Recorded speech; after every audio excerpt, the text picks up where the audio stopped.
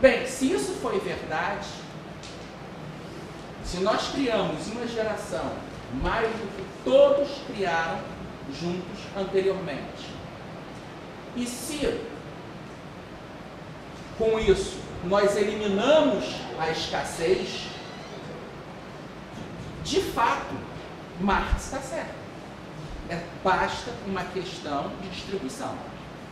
Se a economia real resolve o problema de escassez, ou seja, a relação entre procura e oferta, o que nos resta é distribuição e nem crescimento, porque a riqueza é ilimitada. Só que o grande erro metodológico de Marx, e isso eu defendo a teoria que se deve ao fato de ele não ter lido Hume, porque se você pegar todo o Capital e ver o que ele vai citando, Ricardo, Hegel, foge do Bastiat, tem duas citações e foge, ele não entra no Bastiat porque é a pedra de tropeço para a teoria dele, e vai pegando outras fontes, Sismondi, pequenos pensadores. Não há uma única citação de Hume no Capital. E o que Hume, num texto, não sobre economia, sobre justiça, e aí eu volto à questão do Hayek, por que é importante o economista conhecer mais do que economia? Marx, ao escrever o Capital, ele se voltou exclusivamente para fontes econômicas. Se ele pegasse o ensaio sobre os fundamentos da moral de David Hume, ele pega a passagem dizendo: a justiça é necessária por conta da escassez. Se existissem bens suficientes no mundo, exemplo, existem 500 canetas dessa e 2 pessoas para utilizá-las. E se um de vocês chega aqui, usa a caneta e posso pegar outra à vontade e continuar escrevendo, para mim não importa. Só que quando existe a escassez, e se a pessoa tira essa caneta aqui e eu não tenho outra para escrever, eu vou atrás de pegar de volta. E aí existe mais o quê? Como fazer a divisão. E Hume diz, como a escassez é ilimitada, visto que os desejos humanos não têm fim. Eu lembro, há alguns anos atrás, isso deve ter uns 16 anos, me convidaram para uma armadilha, um debate para defender o capitalismo dentro do PSTU. E quando você é mais jovem, a gente fala, vamos lá. Falei com ele de mesa de amigos, se tivesse briga, a gente dava uns supapos também, e vamos. E no debate, é claro, vieram levantar, a primeira questão que eu falei, olha, eu detesto o capitalismo. E o pessoal já, pô, você é o cara que defendeu o capitalismo? Claro. Porque eu leio os economistas clássicos, eles não falam de capitalismo. Quem fala disso é o Marx. Eu defendo o livre mercado. Então eu já estou aqui, olha, eu não estou aqui para defender o capitalismo. Eu estou aqui para defender o livre mercado. E comecei a exposição. Lá pelas tantas, vem. Você diz, mas você, seu neoliberal, não gosta dos pobres. Eu falei, não, ao contrário. Eu gosto tanto deles que quero transformá-los em ricos, mas pelas capacidades pessoais. Se eu pudesse, bem me dado para todos. A pergunta é, como produzir e quem paga a conta? A minha questão, são essas questões. Como produzir e quem paga a conta? Então, nesse aspecto do Hume, é a escassez. Não, seria ótimo. Para cada aluno aqui, um bem me dado. Tem produção para isso? Não tem. Então a escassez, ela se mantém. E outra coisa que é importante, o que Marx não percebe, é que o tempo é dinâmico. Ele pensa a coisa parada. Mesmo que na época dele fosse possível acabar com a escassez, novos bens surgem. A criatividade humana, que é um fator fundamental na economia, e aí é a genialidade da escola austríaca, é uma das poucas escolas econômicas que sempre estão levando em consideração a criação, a criatividade, e por isso, quando eu falar aqui mais à frente, na concepção de tempo, o tempo austríaco é dinâmico, nós não temos uma linearidade, uma previsão do que é o futuro, porque o futuro está em movimento o tempo todo, não é uma linha do tempo, é um fluxo de acontecimentos complexos. A escassez sempre existia. Há 10 anos, ninguém precisava... 10 anos, acho que exagero. Há 30 anos, ninguém precisava de um computador. Hoje, dá um probleminha, é uma loucura. Eu tenho uma irmã adolescente, durante muito tempo não teve computador. Então, não precisava daquilo. Ontem entrou um vírus no plano dela. Vai ter que ficar um dia sem usar a máquina. É um desespero, é como se o mundo estivesse acabando. É um apocalipse de zumbi na cabeça dela. Não, calma. O mundo não acabou, o computador volta amanhã. Vai só reformatar. Mas são necessidades novas que se criam. Então a escassez continua.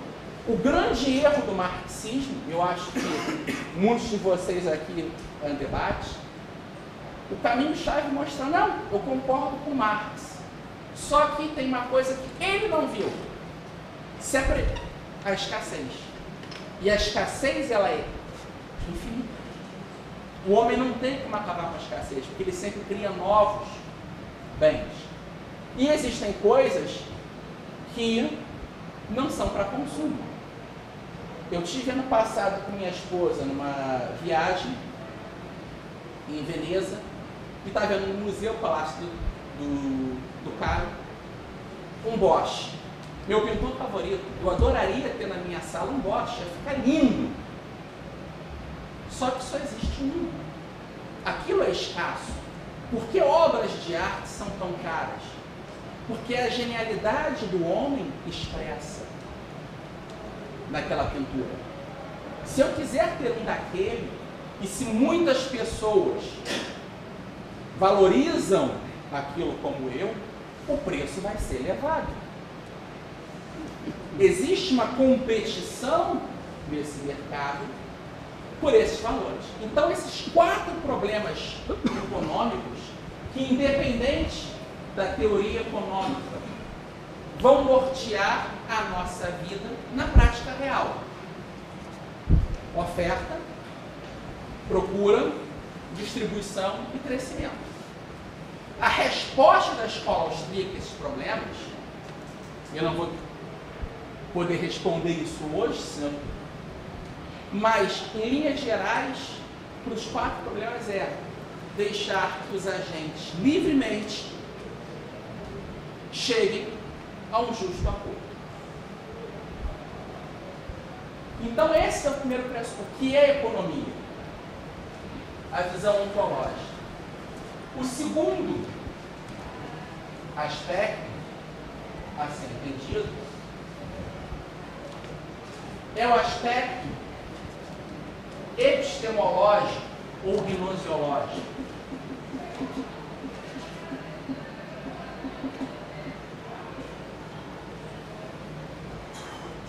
Que é, na primeira questão, a pergunta central seria: o que é a economia?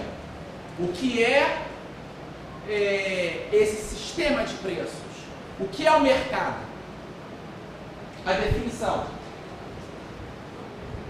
Segunda é a questão epistemológica, que a pergunta é: como podemos conhecer? Infelizmente, em muitas escolas econômicas, seguindo o modelo positivista moderno, acredita-se que a metodologia, o método, determina a cientificidade. E eu lembro aqui de um filósofo que eu gosto muito, o filósofo Eric Voegelin, que ele na obra A Nova Ciência da Política, de novo eu vou citar um dos livros de cabeceira. Ele diz que a grande perversão nas ciências sociais durante a modernidade é acreditar que o método determina a cientificidade. Exemplo clássico: se nós pegarmos as duas escolas mais importantes de teoria do conhecimento da modernidade, o empirismo e o racionalismo, ambas as escolas têm em comum a ideia de que a descoberta de um método adequado nos dará o conhecimento da realidade.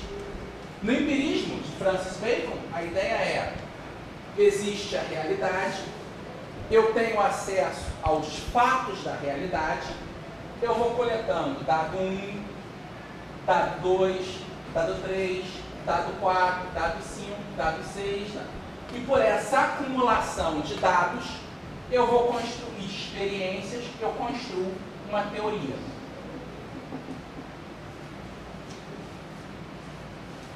É o conhecimento de baixo para cima, por intermédio dos fatos da realidade que me cercam. Eu digo: ah não, hoje o sol nasceu,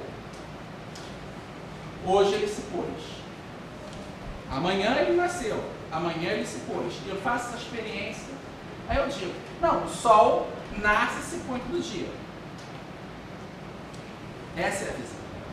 Já a outra perspectiva, a racionalista, ela vai dizer que vai se criar uma teoria e, por intermédio do adequado uso da razão, via essa teoria, nós entenderemos a realidade. É o conhecimento de cima a baixo. O problema é que em ambas as teorias, tanto de um lado Bacon, Locke, Berkeley, do outro lado Descartes, Leibniz, Spinoza, surge um sujeito que bagunça tudo. Novamente, David Hume, que ele chega e diz: quais são as razões que eu tenho para acreditar que o sol vai nascer amanhã? Tudo bem, ele vem nascendo nesses dias todos, mas certeza absoluta eu não tenho. Por quê? Experiência? Tá bom.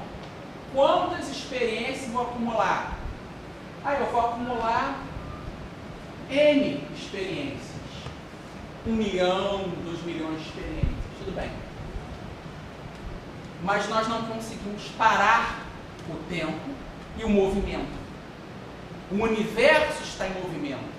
O tempo está em movimento.